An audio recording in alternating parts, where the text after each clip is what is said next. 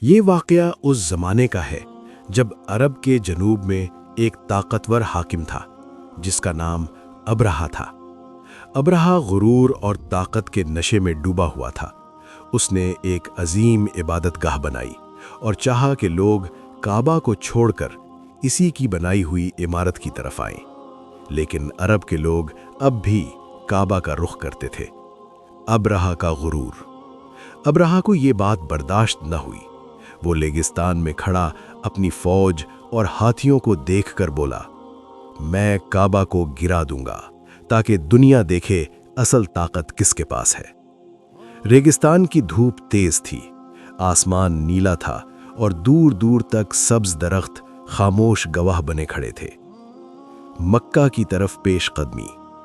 ابرہہ اپنی فوج کے ساتھ ریگستان کے راستے مکہ کی طرف بڑھا۔ ہر قدم کے ساتھ اس کا غرور بڑھتا گیا۔ وہ سمجھتا تھا کہ کوئی طاقت اسے روک نہیں سکتی۔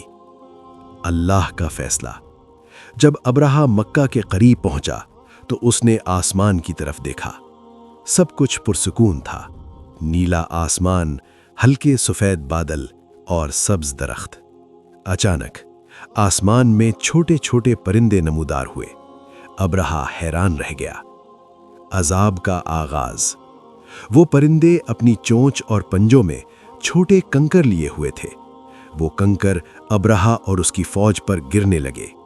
ابرہہ کا غرور ڈر میں بدل گیا۔ وہ خود کو بچانے کی کوشش کرتا رہا، مگر اللہ کا فیصلہ نافذ ہو چکا تھا۔ شکست اور انجام۔ ریگستان وہی تھا، سبز درخت وہی تھے، آسمان وہی تھا، مگر ابرہہ جو خود کو ناقابل شکست سمجھتا تھا، ریگستان کی ریت پر بے بس پڑا تھا۔ اس کی طاقت، اس کا غرور اور اس کی فوج سب ختم ہو چکے تھے۔